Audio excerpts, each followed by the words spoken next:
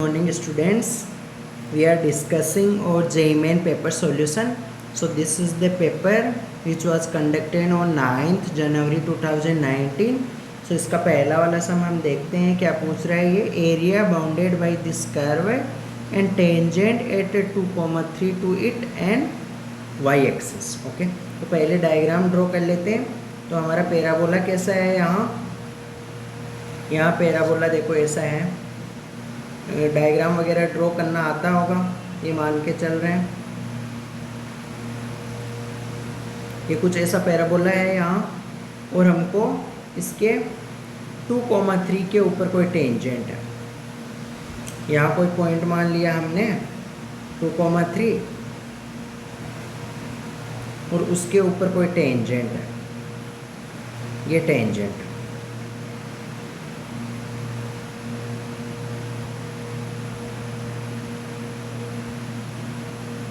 ये हमारी टेंजेंट है और ये टेंजेंट y एक्सिस को जैसे यहाँ कट करें. ओके, ये P पॉइंट, ये कोई पॉइंट मान लिया P के ऊपर टेंजेंट. अब हमको एरिया फाइंड करना है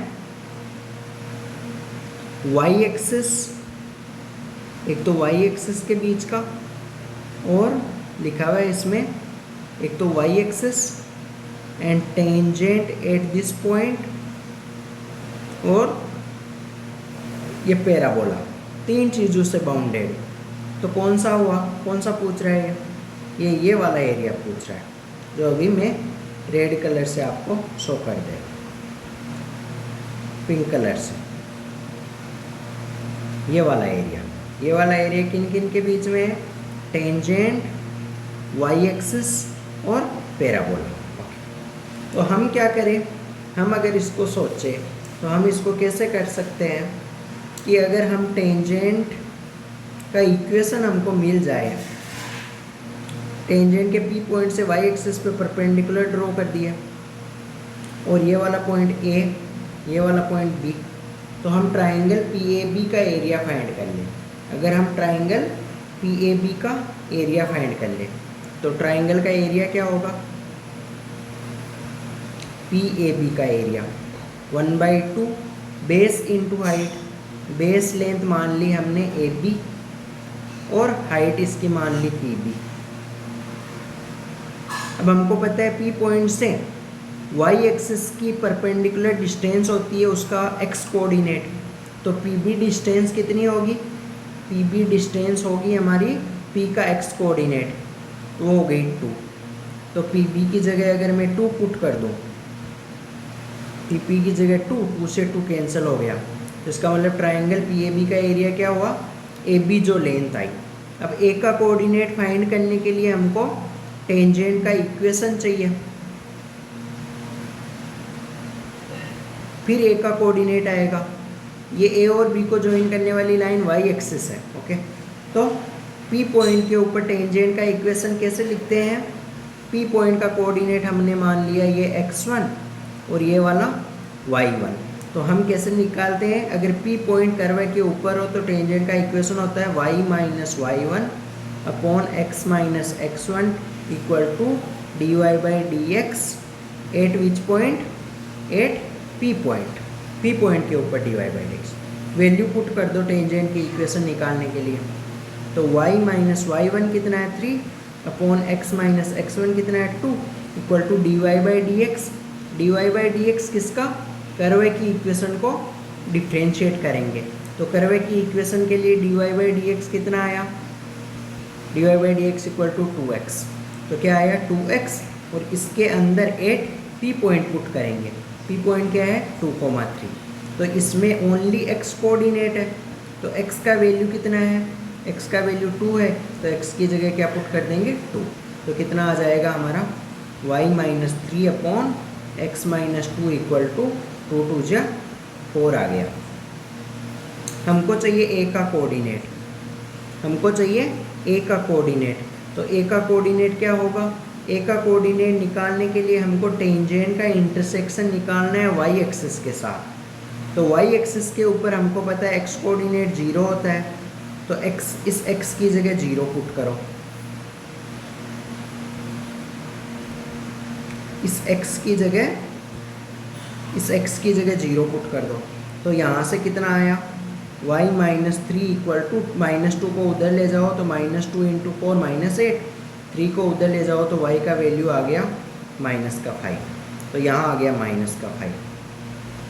अब हमने देखा कि जो ट्राइंगल PAB का एरिया कितना आया, AB। तो AB लेंथ कितनी है, A और B के बीच का डिस्टेंस फॉर्मूला यूज करो। तो B का कोऑर्डिनेट क्या है, 0,3, क्योंकि जो P का y कोऑर्डिनेट होगा वही B का y कोऑर्डिनेट होगा। तो AB डिस्टेंस कितनी हुई, 8। तो AB डिस्टेंस हो गई हमारी 8। तो ये याद रखना, ये हो गया ट्राइंगल PAB का एरिया। ओके, अब हमको निकालना है, हमको क्या आया, ट्राइंगल का एरिया, PAB ट्राइंगल का एरिया आ गया था हमारे पास 8। इसको याद रखना। अब हम क्या करें, ये वाला रीजन निकाले। अगर ये ब्लैक वाला रीजन, इस पॉइंट का y कोऑर्डिनेट क्या आएगा, कर्वे की इक्वेशन में x की जगह 0 पुट करो तो वहाँ से y का वैल्यू आएगा -1, 0, -1। यानी कि कर्वे की इक्वेशन में x की जगह 0 इसलिए पुट किया कि कर्वे का हमको y एक्सिस के साथ इंटरसेक्शन पॉइंट फाइंड करना है। तो y एक्सिस के ऊपर x = 0 होता है, इसलिए हमने x² की जगह 0 पुट किया, तो वहाँ से ये आ गया। अब हमको ये ब्लैक वाला रीजन चाहिए, ब्लैक शेडेड एरिया चाहिए। तो इसको अगर -1 को मैं, इस -1 को अगर मैं y1 मान लूँ और इस 3 को मैं y2 मान लूँ, तो y एक्सिस के अलोंग कर्व की एरिया क्या होगा, y1 से लेके y2 तक x dy ये होगा। तो कितना आया x dy, y1 का वैल्यू -1, y2 का वैल्यू 3, x का वैल्यू कहाँ से पुट करोगे, कर्व की इक्वेशन से। x यहाँ क्या होता है, ये वाला x का वैल्यू y की टर्म में पुट करना है, तो वो कर्वे की इक्वेशन से, कर्वे की इक्वेशन है y = x² -1, 1 को उधर ले जाओ तो x = कितना आया, y + 1 का रूट। तो x की जगह ये पुट कर दो, √y + 1 और ये dy। तो ये कितना आ गया, इसका इंटीग्रेशन करो, y + 1 की पावर 3/2, नीचे भी 3/2, तो ऊपर जाएगा तो 2/3। इसमें लिमिट पुट कर दो -1 से 3। तो ये हमारा आंसर आ जाएगा 2/3 ऐसा का ऐसा। और ये अंदर y के 3 पुट करो तो 4 की पावर 3/2 होता है, 4 की पावर 3/2 -1 पुट करो तो 0 आएगा। ये -1 y की जगह पुट करो तो 0 आएगा। अपर लिमिट और लोअर लिमिट पुट किया, यह आएगा 4 की पावर 1/2 2 होता है, 2 की पावर 3 8, तो 8 2 जा कितना हो गया, 16/3। ये वैल्यू आ गया 16/3। रिक्वायर्ड एरिया कब आएगा हमारे पास, जब हम इस ट्राइंगल के एरिया में से, जो ट्राइंगल का एरिया है उसमें से जो अभी एरिया निकाला है, कौन सा, ब्लैक वाला एरिया, ब्लैक रीजन, वो अगर सब्ट्रैक्ट कर दे तो हमारे पास रिक्वायर्ड एरिया जाएगा। ट्राइंगल का एरिया कितना है बेटा, 8, ये पहले से निकाला था हमने 8, उसमें से सब्ट्रैक्ट करना है 16/3 जो अभी आया था। तो एलसीएम लो, 8 3 जा 24, 24 में से 16 गया तो 8/3। सो विच ऑप्शन करेक्ट हुआ, ऑप्शन 3 इज़ द करेक्ट। सो इस टाइप के क्वेश्चन लेंथी होते हैं, लेकिन अब इनका कैसे आया, जैसे ये x की जगह ये q पुट किया, इन सब का रीजन के लिए तुम हेल्प ले सकते हो, कांटेक्ट कर सकते हो। Okay, now we will move to next sum. Hello, now we will move to next sum. तो इस क्वेश्चन में क्या दे रखा है हमको फाइंड करना है maximum volume of right angle circular cone which having slant height 3 metre. Okay, आसान क्वेश्चन है, इवन एनसीईआरटी की बुक में भी मिल जाएंगे इस टाइप के क्वेश्चन। ओके, सो इस क्वेश्चन में क्या गिवन है, कोई कोन है,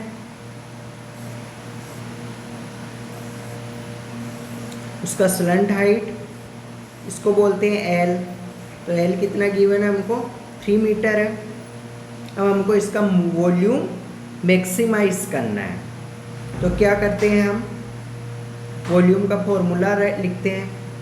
तो वॉल्यूम का फॉर्मूला कितना हुआ, 1/3 पाई आर स्क्वायर एच होता है। अब हम क्या करते हैं, इस टाइप के क्वेश्चन में जिसमें हमको मैक्सिमाइज करना है, जो गिवन इंफॉर्मेशन है उसकी टर्म में जो इसमें वेरिएबल है उसको रिप्लेस करते हैं। तो 3 की टर्म में हमको आर और एच को रिप्लेस करना है। तो हमको कुछ सोचना है कि कुछ एक ही वेरिएबल आए कि उससे 3 की टर्म में आर और एच को। तो हम क्या सोचे, यहाँ हमने सोचा कि जैसे मान लो ये तो हाइट हो गई एच और ये हो गई रेडियस, ये रेडियस हो गई और ये एच हो गई, और हमने मान लिया ये एंगल, मान लिया ये थीटा। आसान हो गया। अब एक राइट एंगल ट्राइंगल बन गया, इसमें आर कितना आ जाएगा, r/3 perpendicular upon hypotenuse. Angle के सामने परपेंडिकुलर होती है और नीचे हाइपोटेनियस होती है। परपेंडिकुलर अपॉन हाइपोटेनियस तो वो होती है sine theta. Similarly h/3 base upon hypotenuse वो हो गया कोस थीटा। तो यहाँ से मिला हमको r = 3 साइन थीटा, और यहाँ से मिला हमको h = 3 कोस थीटा। ये वैल्यू इसमें पुट कर दो। तो ये वैल्यू हमने इसके अंदर पुट किया तो हमारा वॉल्यूम बना v = 1/3 पाई, r की जगह क्या आया 3 साइन थीटा का स्क्वायर, तो वो हुआ 9 साइन स्क्वायर थीटा, और h की जगह 3 कोस थीटा। 3 से 3 कैंसिल हो गया, 1 3 से 1 3 कैंसिल कर दो। अब क्या बचा, 9 पाई साइन स्क्वायर थीटा और कोस थीटा, ये बचा, ये वॉल्यूम हुआ। तो यहाँ पे बोल सकते हैं कि हम volume is the function of theta, तो उसको हमको मैक्सिमाइज करना है। तो क्या करेंगे, मैक्सिमाइज करने के लिए क्या करेंगे, हमेशा मैक्सिमाइज और मिनिमाइज करने के लिए हम डिफ्रेंशिएट करते हैं विथ रिस्पेक्ट टू वेरिएबल। यहाँ वेरिएबल क्या है, थीटा, तो dv/d थीटा करते हैं। तो dv/d थीटा करो, 9 पाई कॉन्स्टेंट है, ऐसा का ऐसा रख लो बाहर। साइन स्क्वायर थीटा को u मान लो, जैसे कोस थीटा को v मान लो, तो u × v फॉर्म है, तो u ऐसा का ऐसा, साइन स्क्वायर थीटा ऐसा का ऐसा, कोस थीटा का डिफ्रेंशिएशन क्या हुआ, माइनस का sine theta, plus cos theta ऐसा का ऐसा, और साइन स्क्वायर थीटा का डिफ्रेंशिएशन क्या होगा, वो डिफ्रेंशिएशन करना आता होगा। ओके, तो साइन स्क्वायर थीटा का डिफ्रेंशिएशन तुम अलग से देख सकते हो, वो होगा 2 साइन थीटा कोस थीटा। ये हो गया। ओके, अब dv/d थीटा को हमको 0 के इक्वल करना है। तो यहाँ से इसको अगर हम 0 के इक्वल करेंगे, यहाँ से इसको 0 के इक्वल करो, एक बार वो देख लो साइन स्क्वायर थीटा का डिफ्रेंशिएशन कैसे हुआ। इसको ये मान सकते हो साइन थीटा का होल स्क्वायर, ये 2 आगे आ जाएगा, तो क्या बन जाएगा 2 साइन थीटा बचेगा, पावर 1 कम हो जाती है, फिर अंदर जाके साइन का और करते हैं तो वो कोस थीटा, इसलिए 2 साइन थीटा कोस थीटा हुआ। तो ये हो गया। अब इसको 0 के इक्वल करना है, इसको 0 के इक्वल करो, ये 9 पाई तो 0 के नीचे चला जाएगा, तो अब क्या बचा, ये माइनस का साइन क्यूब थीटा बचा, और उधर बचा 2 साइन थीटा और cos square theta equal to 0। तो यहाँ से अगर हम साइन थीटा कॉमन ले लो, यहाँ से अगर हम साइन थीटा को कॉमन ले लें तो अंदर क्या बचेगा, अंदर बचेगा माइनस का sine square theta plus 2 cos square theta बचेगा इक्वल टू 0। अगर साइन थीटा को अगर 0 मान ले तो थीटा इक्वल टू 0 आएगा, यहाँ थीटा 0 पुट करो, वॉल्यूम 0 आ जाएगा। तो कोई भी वॉल्यूम 0 हो नहीं सकता, कोई भी, है ना, क्योंकि साइड 0 होने का मतलब वो 3D में वो शेप एग्जिस्ट ही नहीं करती है। तो इसका मतलब दूसरी वाली चीज़ 0 करना है, तो दूसरा वाला चीज़ 0 कर दो।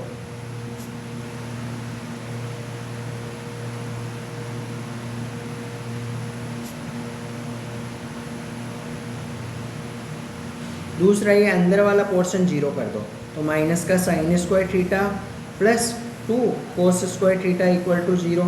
तो यहाँ से कितना आया, tan square theta equal to 2 आ गया। इसका मतलब टेन थीटा इक्वल टू √2 हो गया, टेन थीटा इक्वल टू √2 हो गया। या फिर हमको साइन थीटा चाहिए तो साइन थीटा निकालो, एक ही बात है। या फिर इसका नीचे अपोन में 1 मान के इसका ट्रायंगल बना लो। इसका ट्रायंगल बनाओगे अगर, ये ट्रायंगल है, ये √2 ये 1, तो ये कितना हुआ, रूट हाइपोटेनियस क्या हुआ, ये थीटा हुआ, तो √2 का स्क्वायर 2, 2 + 1 3, तो ये √3 हुआ। तो यहाँ से साइन थीटा कितना आया, यहाँ से आपका साइन थीटा आया √2/√3, और कोस थीटा कितना आया, कोस थीटा आया 1/√3। ये वैल्यू इसके अंदर पुट कर दो वॉल्यूम में, तो कितना आंसर आएगा, 9 पाई। साइन स्क्वायर थीटा चाहिए, साइन स्क्वायर थीटा स्क्वायर करो 2/3, और कोस थीटा चाहिए, कोस थीटा है 1/√3। इसको कैंसिल करो, 3 3 जा 9, 3 3 जा 9, और ये √3 कैंसिल करो तो √3 बचेगा, तो 2√3 पाई। कौन सा ऑप्शन आंसर करेक्ट हुआ, second is correct. Now we will move to next sum. Okay, ये इंटीग्रेशन का क्वेश्चन है, तो ये आसान क्वेश्चन है। देखो बाहर देखो क्या लिखा हुआ है, x है और ये dx है, तो वो हमको dt चाहिए, तो किसको t मानना पड़ेगा, ये जो अंदर साइन के अंदर है पूरे को t मान लो। तो हमको क्या मानो, x² - 1 को t मान लिया, डिफ्रेंशिएट करो, 2x dx equal to dt। लेकिन हमको तो x dx ही चाहिए, तो x dx 2x को 2 को नीचे ले जाओ, तो x × dx क्या हो गया, dt/2 हो गया। बिल्कुल सही, वैल्यू पुट करो। अंदर क्या बचा, रूट के अंदर हुआ 2 sin t minus sin 2t, और नीचे क्या हुआ, 2 sin t plus sin 2t, और बाकी चीज़ क्या हुआ, x dx, उसकी जगह आपने पुट कर दिया dt/2, तो /2 को यहाँ 1/2 लिख दिया। sin t कॉमन ले लो, तो ये 1/2 तो ऐसा का ऐसा चलेगा साथ में, ये नीचे वाला 2 है ना, इसलिए 1/2। तो रूट के अंदर 2 sin t कॉमन ले लो, तो 2 sin t कॉमन लिया तो अंदर क्या बचा, 1 माइनस sin 2t को लिख लिया 2 sin t cos t, तो अंदर बचा 1 माइनस cos t, और नीचे क्या बचा, 1 प्लस 2 sin t कॉमन लिया तो 1 प्लस cos t और dt। 2 sin t से 2 sin t को कैंसिल कर दो, ये 2 sin t कैंसिल हो गया, तो अंदर क्या बचा, 1/2।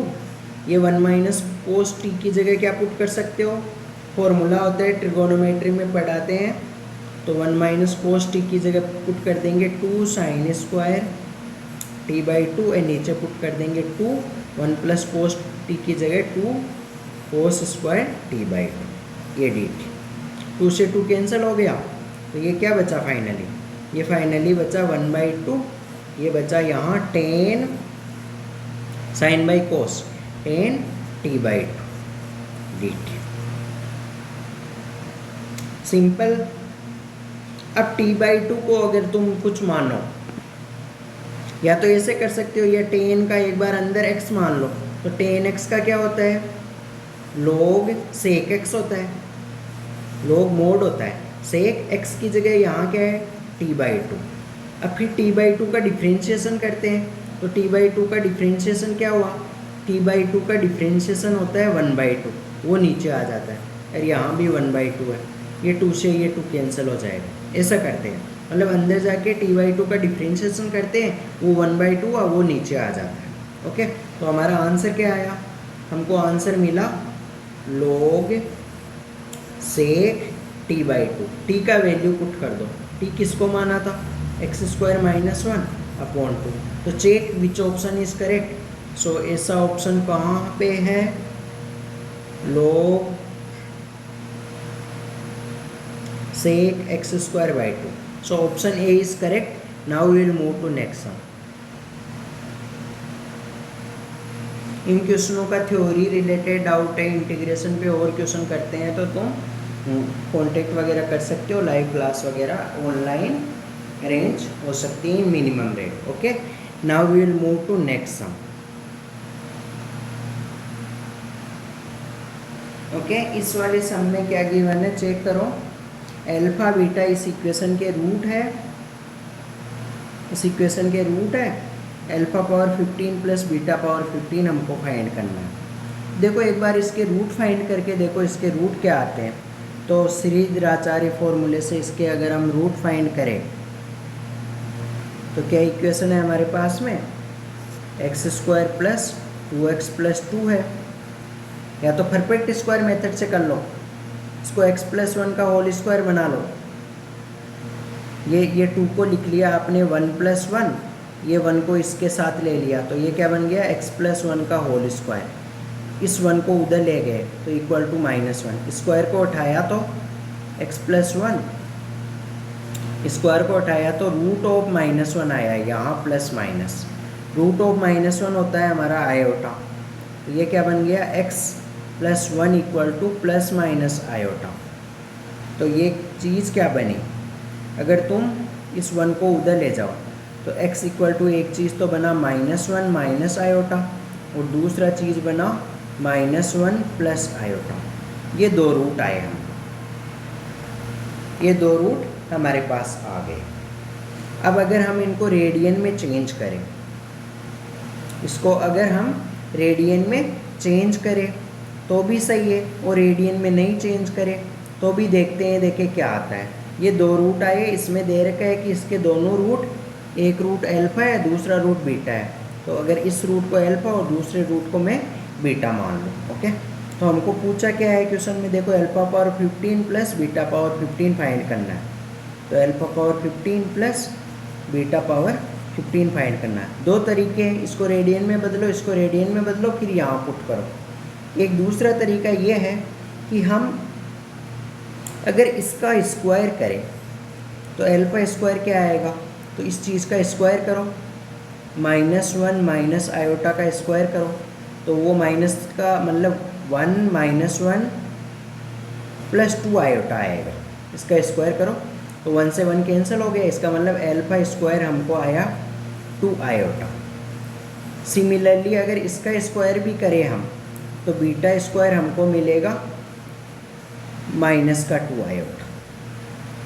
ओके, चेक कर लेना, क्योंकि आयोटा स्क्वायर क्या होता है, वो -1 होता है. रूट ऑफ -1 को हम क्या रिप्रेजेंट करते हैं, आयोटा से रिप्रेजेंट करते हैं. ओके, तो ये अगर ये दोनों चीज़ें हम इसके अंदर यूज करना चाहें जो अभी हमने फाइंड किया है, ये दोनों चीज़ें इसके अंदर यूज करो तो कैसे यूज कर सकते हैं. इस चीज़ को अल्फा स्क्वायर के साथ रिप्लेस कैसे कर सकते हैं, ऐसे कर सकते हैं अल्फा स्क्वायर की पावर 7 इंटू अल्फा की पावर 1. सिमिलरली इसको भी बीटा स्क्वायर की पावर 7 इंटू बीटा. अब अल्फा स्क्वायर का वैल्यू पुट कर दो. अल्फा स्क्वायर का वैल्यू है हमारे पास में 2 आयोटा, तो ये यहाँ क्या बन जाएगा 2 आयोटा की पावर 7 इंटू अल्फा. और यहाँ बीटा स्क्वायर की जगह क्या बन जाएगा -2 आयोटा की पावर 7 इंटू बीटा. अब इसको सिंप्लीफाई करना है आगे, इसको सिंप्लीफाई करना है आगे. तो 2 की पावर 7 कितना होता है 128. तो 128 कॉमन ले लिया. आयोटा की पावर 7, आयोटा की पावर 7 एक बार अलग से निकाल लो. आयोटा की पावर 7 को लिख सकते हो आयोटा की पावर 4 और इंटू में आयोटा की पावर 3. आयोटा की पावर 4 1 होता है और आयोटा की पावर 3 होता है माइनस आयोटा. सिमिलरली आयोटा की पावर 7 दूसरे वाले में भी काम में आएगा, तो ये माइनस आयोटा बन गया बेटा. तो एक बार मैं लिख रहा हूँ इसको, 2 आयोटा की पावर 7 बन जाएगा 128 और आगे माइनस आयोटा इंटू में अल्फा. यहाँ भी -2 की पावर 7 वो माइनस का 128 बनेगा और वही आयोटा की पावर 7 माइनस बनेगा, इसलिए यहाँ प्लस हो जाएगा, प्लस आयोटा, क्योंकि आयोटा की पावर 7 माइनस आयोटा बनेगा। और एक यहाँ देखो, इस माइनस की पावर 7 करोगे तो वो माइनस बनेगा, वो उसको प्लस बना देगा। ये बीटा क्या कॉमन ले लिया आपने? आपने कॉमन ले लिया 128 को कॉमन ले लिया, तो यहाँ क्या बचा? Minus iota into alpha plus iota into beta. Iota को भी कॉमन ले लो, तो 128 आयोटा कॉमन लिया, तो यहाँ क्या बचा? माइनस का एल्फा प्लस बीटा। एल्फा क्या आया था? एल्फा आया था 1 प्लस आयोटा, आगे माइनस और एक ये वाला माइनस। तो बीटा क्या आया था? -1 माइनस आयोटा। तो इसमें अगर देखोगे ये माइनस माइनस प्लस बना देगा, तो इस माइनस माइनस को हटा दो और 1 से 1 कैंसिल हो जाएगा आयोटा से।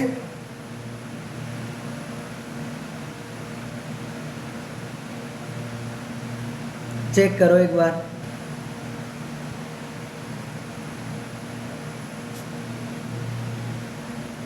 यहाँ +1 होगा तो 1 1 1 +2 बन जाएगा, और ये आयोटा ये वाला अंदर ले जाओ आयोटा को, तो ये +2 बन जाएगा। तो 128 इंटू प्लस -2, ये इसका डबल कर लो, तो कितना आंसर आएगा? माइनस का 256 आएगा आंसर।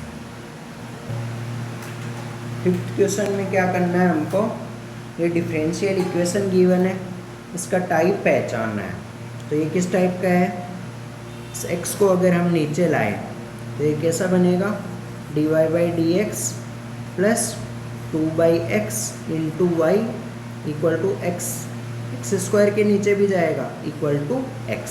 तो ये इस फॉर्म का इक्वेशन है कि dy/dx plus p of x into y equal to q of x। इसका सबसे पहले ये लीनियर डिफरेंशियल इक्वेशन है, तो इसका IF फाइंड करेंगे, इंटीग्रेशन फैक्टर।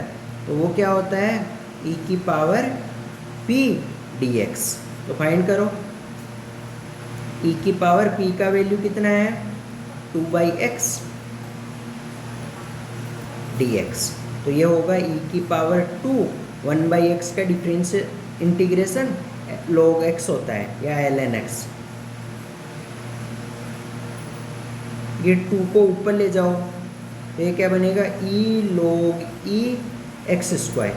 ये चीज़ हट जाती है, आपको पता है। तो ये कितना बना? x square. तो आइए अब हमारा आया इंटीग्रेशन फैक्टर x स्क्वायर आया। अब फाइनल आंसर क्या होता है इसका?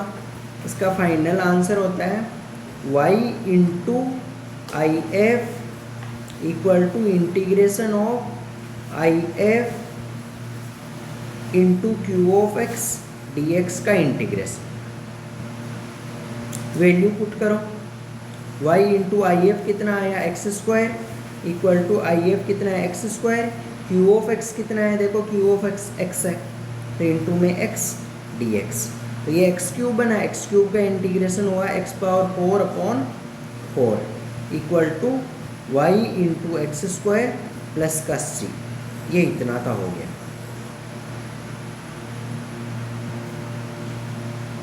अब इसमें क्या करना है बेटा? आगे हमको गिवन है y के अंदर 1 इक्वल टू 1, ये चीज़ गिवन है। तो y के अंदर जनरली x होता है इक्वल टू समथिंग, इसका मतलब x का वैल्यू 1 है, तब y का वैल्यू क्या आ रहा है? 1। यानी ये वाला 1 तो इस y का वैल्यू है, और जो अंदर 1 है वो x का वैल्यू है। तो जब x 1 पुट करेंगे तब y 1 आएगा। तो इस इक्वेशन में हमको x की जगह 1 पुट करना है, किसमें? जो लास्ट में हमने निकाला, y² equal to x⁴/4 plus c। x की जगह 1 पुट करो तो y 1 आएगा। तो y 1, x की जगह 1, तो 1/4 प्लस c का वैल्यू आया हमको 3/4। तो अब हमको 3/4 पुट कर लो, तो y into x² equal to x⁴/4 plus c की जगह 3/4। अब हमको क्या पूछ रहा है वो देखो, हमको पूछ रहा है कि जब x की जगह 1/2 पुट करें तब y का वैल्यू क्या आएगा, वो पूछ रहा है।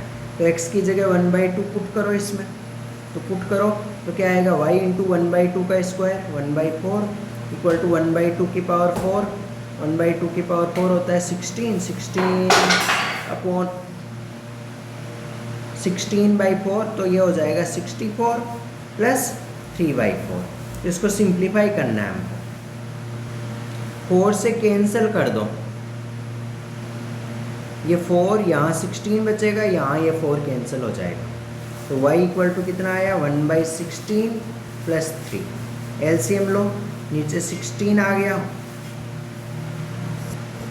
यहाँ ऊपर क्या बचा 1 प्लस ये 16 3 जा 48, तो कितना आया 49/16। So which option is correct, option 3 is the correct answer. Now आगे के 5 क्वेश्चन हम नेक्स्ट वाले वीडियो में देखेंगे। इनसे रिलेटेड जैसे कैसे पता लगा कि ये लीनियर डिफरेंशियल इक्वेशन है, और इनसे भी ज़्यादा टफ लेवल के क्वेश्चन है, उसके लिए ऑनलाइन क्लासेस अवेलेबल है, उसके लिए तो कांटेक्ट कर सकते हो, इन्फॉर्मेशन पे मिनिमम रेट में प्रोवाइड कर दिया जाएगा। Okay, thank you, we will meet in next video.